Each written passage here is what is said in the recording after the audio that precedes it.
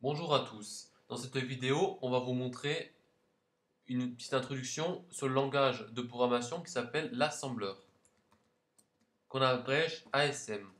C'est un langage de programmation. Alors c'est quoi un langage de programmation? On écrit du texte, un code, un script, et quand on le compile, c'est-à-dire quand on le transforme, on le donne à un petit logiciel, un programme. Ça, c'est le but de la programmation. Un programme, qu'est-ce que c'est? Ça peut être Paint sur Windows, ça peut être le système d'exploitation, c'est un programme, par exemple iOS ou Windows XP, c'est un programme, c'est le système d'exploitation, c'est le logiciel de l'ordinateur qui permet d'ouvrir des applications, par exemple. Une application, c'est un programme. Donc maintenant, l'assembleur, c'est un langage de programmation qui a pour but de compiler pour obtenir le noyau d'un système d'exploitation. Alors le noyau, c'est la base du système. C'est même pas l'interface utilisateur, c'est la base. Quand on allume un ordinateur, vous avez l'écran de boot, le BIOS. Ce qui va donner, c'est là, par exemple, vous avez des lignes. C'est pas sur les ordi, mais en général, il y a des lignes sur un écran noir. Ensuite, le BIOS va démarrer sur le disque dur. C'est le système d'exploitation. Le système d'exploitation abrégé aussi SE ou OS. Il y a plusieurs noms. On peut aussi l'appeler SE, système d'exploitation, ou OS, operating system.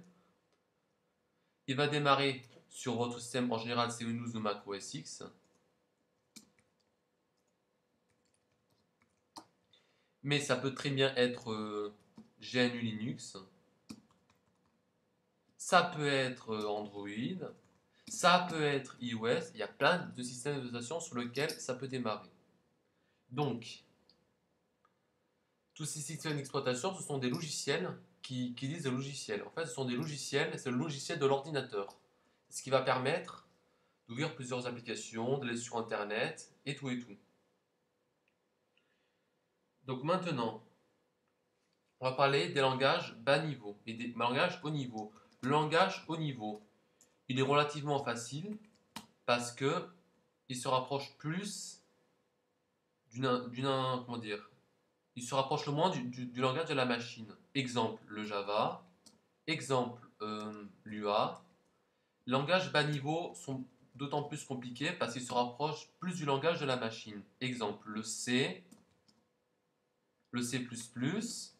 et l'assembleur qu'on va étudier aujourd'hui. Alors, déjà, il y a les processeurs x86 et les processeurs x64. Alors, x86, c'est la même chose que 32 bits. Ça c'est sur le processeur. Et il y a les processeurs x64, c'est évidemment 64 bits. Donc maintenant, on va voir comment ça marche les bits et les octets, tout ça, parce que c'est important pour pouvoir programmer en assembleur. De puissance. Alors, un octet, c'est fait de 8 bits. Dans un octet, il y a par exemple une case. 2, 3, 4, 5, 6, 7, 8. Un octet, c'est tout ça, il y en a 8. Et dedans, il y a 8 bits. PIT, hein. Donc, 2 puissance 1, 2 puissance 2, 2 puissance 3, 2 puissance 4. Non, qu'est-ce que je raconte? 2 puissance 0, 2 puissance 1, 2 puissance 2, 2 puissance 3, 2 puissance 4, 2 puissance 5, 2 puissance 6 et pour finir 2 puissance 7. Avec tous ces chiffres, on peut obtenir n'importe quel chiffre. Par exemple, si on veut obtenir... qu'est-ce qu'on pourrait obtenir?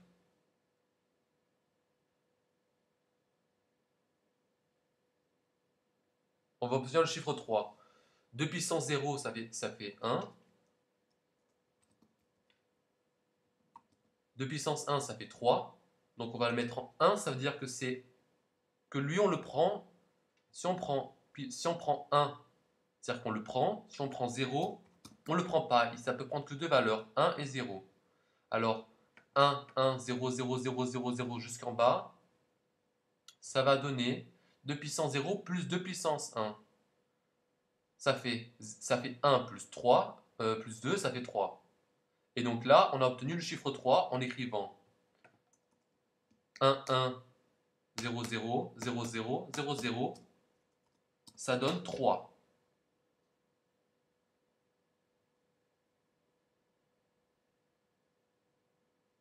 Donc voilà.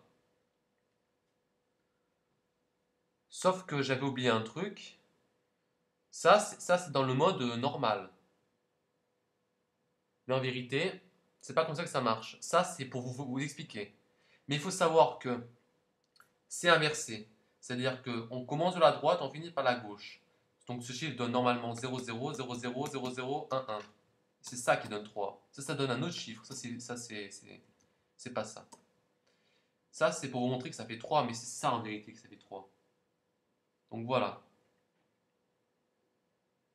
Donc ça, c'est l'octet. Comment il est constitué. Et l'octet, c'est ça. Et ça, ce sont des bits qu'il y a dedans. Voilà. Merci pour avoir regardé le tutoriel.